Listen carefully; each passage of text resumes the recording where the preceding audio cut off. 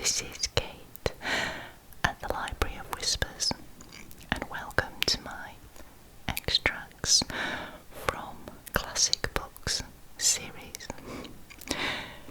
So today we are going to take a look at the first and second chapters of Charles Dickens Great Expectations.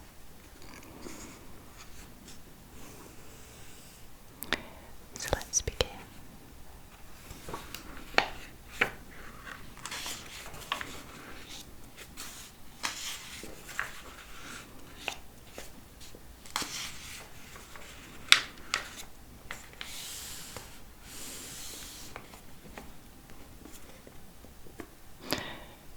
Chapter 1. My father's family name being Pirip, and my Christian name Philip, my infant tongue could make of both names nothing longer or more explicit than Pip, so I called myself Pip, and came to be called Pip. I gave Pirip as my father's family name on the authority of his tombstone and my sister, Mrs. Joe Gargery, who married the blacksmith. As I never saw my father or my mother, and never saw any likeness of either of them, for their days were long before the days of photographs, my first fancies regarding what they were like were unreasonably derived from their tombstones. The shape of the letters on my father's gave me an odd idea that he was a square, stout, dark man with curly black hair. From the character and turn of the inscription, also Georgiana, wife of the above, I drew a childish conclusion that my mother was freckled and sickly, to 5 little stone lozenges, each about 1.5 feet long, which were arranged in a neat row beside their grave, and were sacred to the memory of 5 little brothers of mine, who gave up trying to get a living exceedingly early in that universal struggle. I am indebted for a belief I religiously entertained that they had all been born on their backs with their hands in their trouser pockets, and had never taken them out in this state of existence. Ours was the marsh country down by the river, within, as the river wound, 20 miles of the sea. My first most vivid and broad impression of the identity of things seems to me to have been gained on a memorable raw afternoon towards evening. At such a time I found out for certain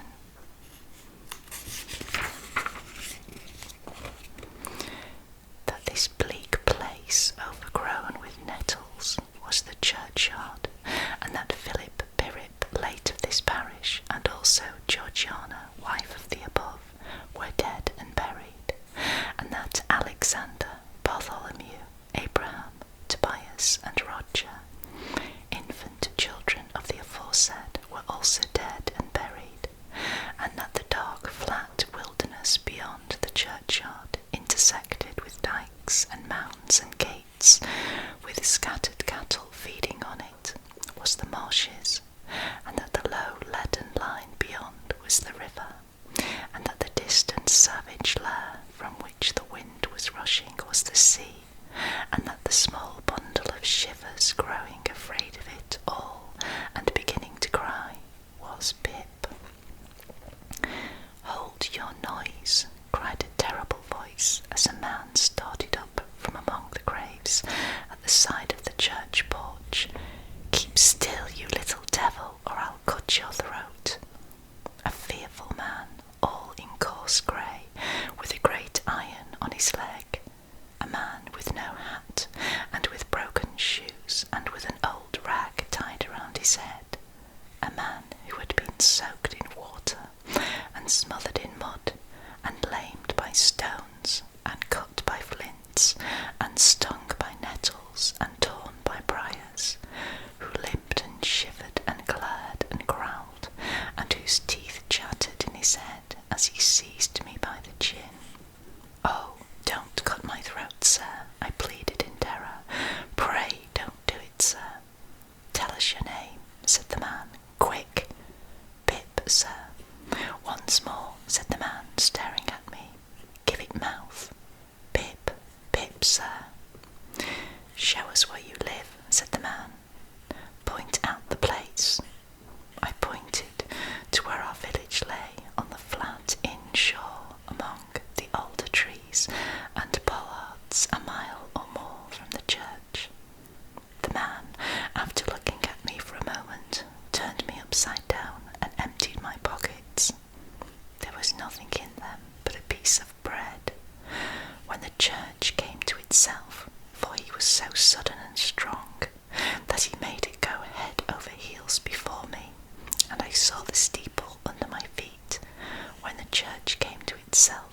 I say, I was seated on a high tombstone, trembling while he ate the bread ravenously. "You young dog," said the man, licking his lips, "what fat cheeks you have got." I believe they were fat, though I was at that time undersized for my years and not strong.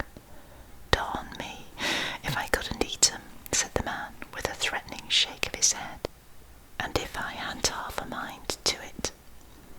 I earnestly expressed my hope that he wouldn't, and held tighter to the tombstone on which he had put me, partly to keep myself upon it, partly to keep myself from crying. "Now, look ye here," said the man, "where's your mother?" "There, sir," said I. He started, made a short run, and stopped and looked over his shoulder.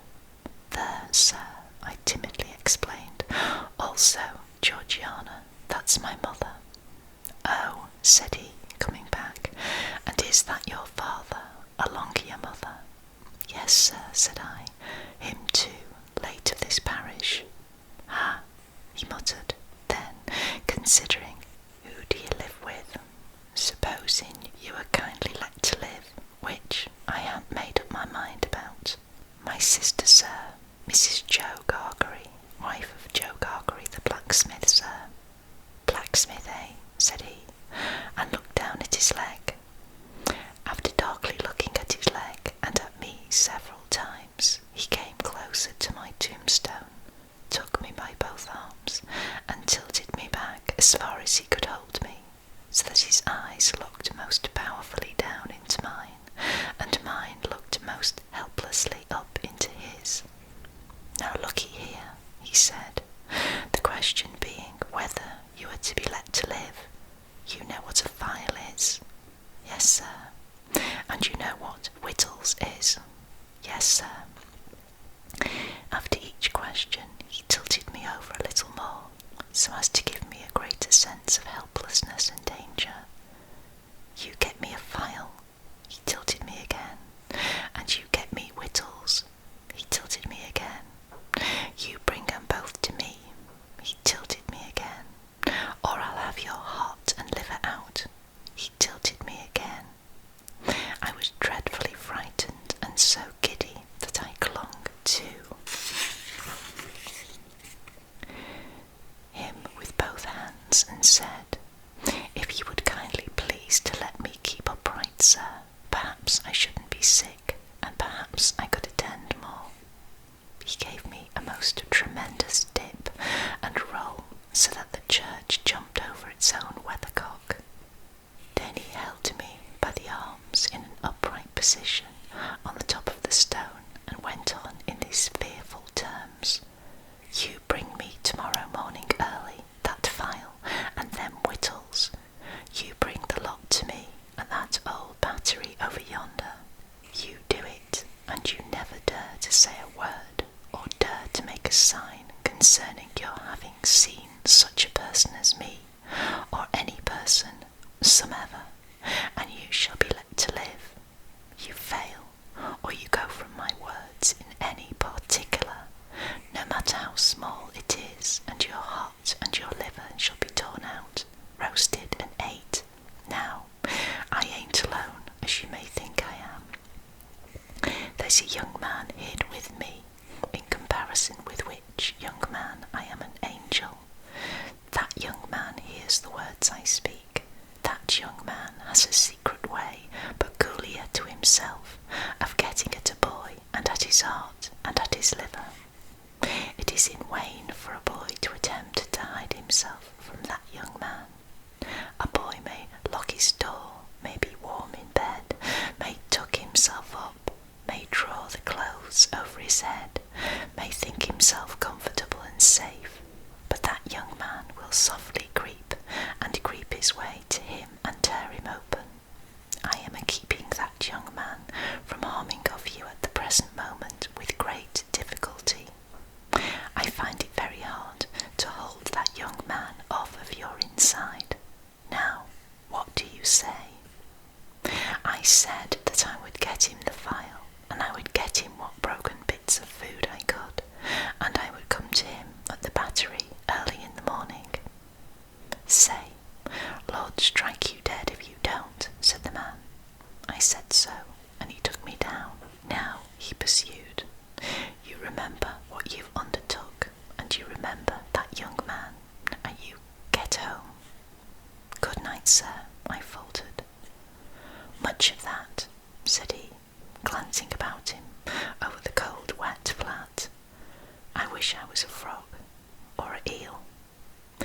the same time he hugged his shuddering body in both his arms, clasping himself as if to hold himself together, and limped towards the low church wall.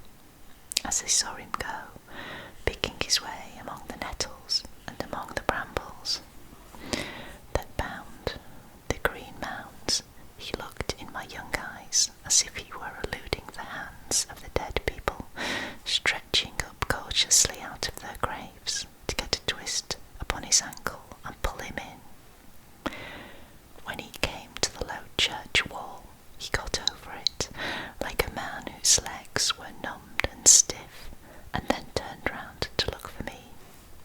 When I saw him turning, I set my face towards home and made the best use of my legs. But presently I looked over my shoulder and saw him going on again towards the river, still hugging himself in both arms and picking his way with his sore feet among the great stones dropped into the marshes here and there, for stepping places when the rains were heavy or the tide was in. The marshes were just a long black horizontal line then, as I stopped to look after him, and the river was just another horizontal line, not nearly so broad, nor yet so black, and the sky was just a row of long angry red lines and dense black lines intermixed.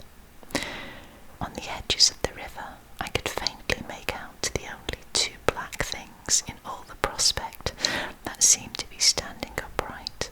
One of these was the beacon by which the sailors steered, like an unhooped cask upon a pole, an ugly thing when you were near it, the other a gibbet with some chains hanging to it which had once held a pirate. The man was limping on towards this latter, as if he were the pirate come to life and come down and going back to hook himself up again. It gave me a terrible turn when I thought so, and as I saw the cattle lifting their heads to gaze after him, I wondered whether they thought so too. I looked all round for the horrible young man and could see no signs of him, but now I was frightened again and ran home without stopping.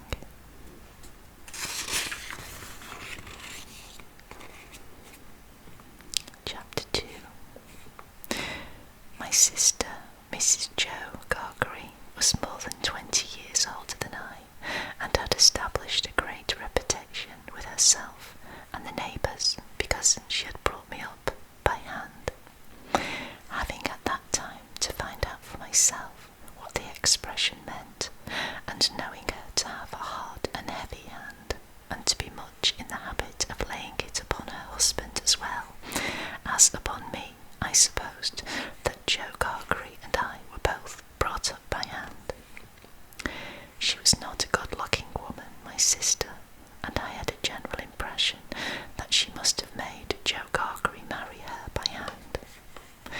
Joe was a fair man, with curls of flaxen hair on each side of his smooth face, and with eyes of such a very undecided blue that they seemed to have somehow got mixed with their own whites.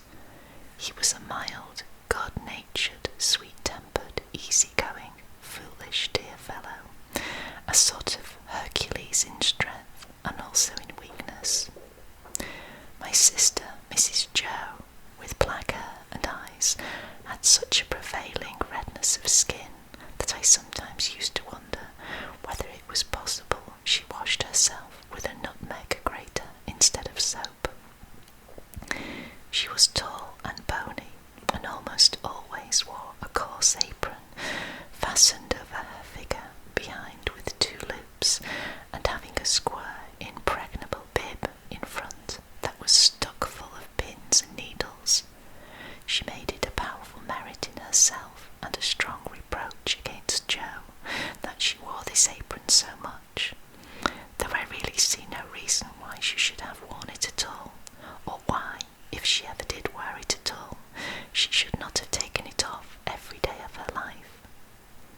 Joe's forge adjoined our house, which was a wooden house, as many of the dwellings in our country were, most of them at that time,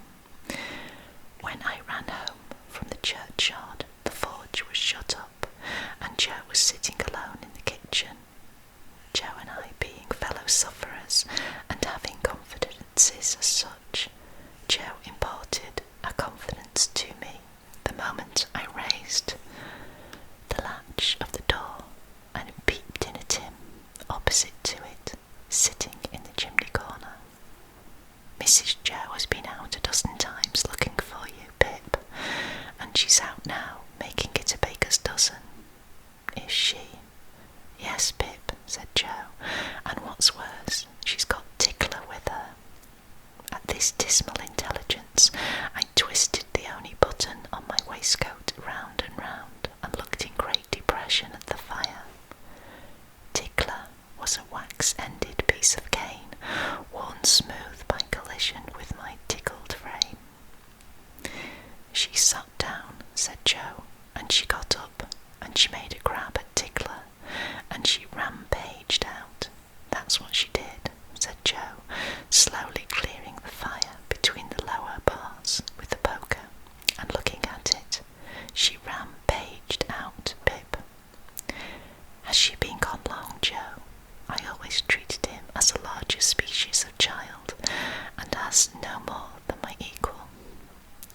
"Well," said Joe, glancing up at the Dutch clock, "she's been on the rampage this last spell about 5 minutes, Pip. She's a-coming. Get behind the door, old chap, and have the jack towel betwixt you." I took the advice. My sister, Mrs. Joe, throwing the door wide open, and finding an obstruction behind it, immediately divined the cause, and applied Tickler to its further investigation.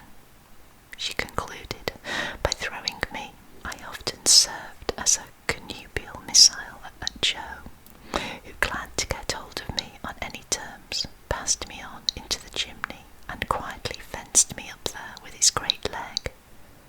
"Where have you been, you young monkey?" said Mrs. Joe, stamping her foot.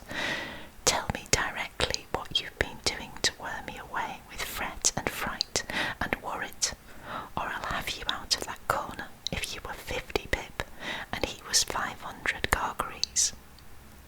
"I have only been to the churchyard," said I, from my stool, crying and rubbing myself. "Churchyard," repeated my sister. "If it wasn't for me, you'd have been to the churchyard long ago and stayed there. Who brought you up by hand?" "You did," said I. "And why did I do it? I should like to know," exclaimed my sister. I whimpered. "I don't know. I don't," said my sister. "I'd never do it again. I know that. I may truly say I've never had this apron of mine off since born you were.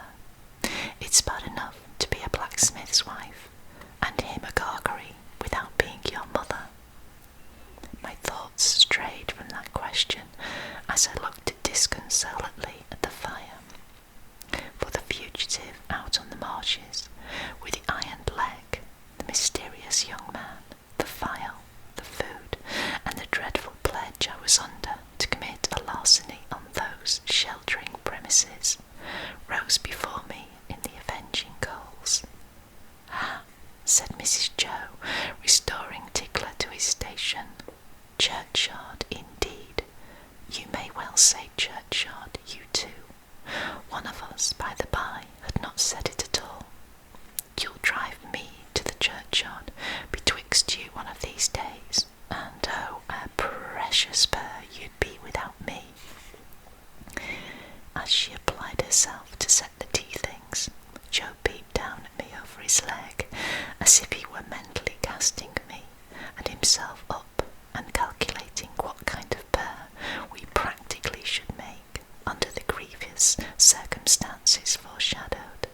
After that, he sat feeling his right side flaxen curls and whisker, and following Mrs. Joe about with his blue eyes, as his manner always was at squally times. My sister had a transient way of cutting our bread and butter for us that never varied. First, with her left hand, she jammed the loaf hard and fast against her bib, where it sometimes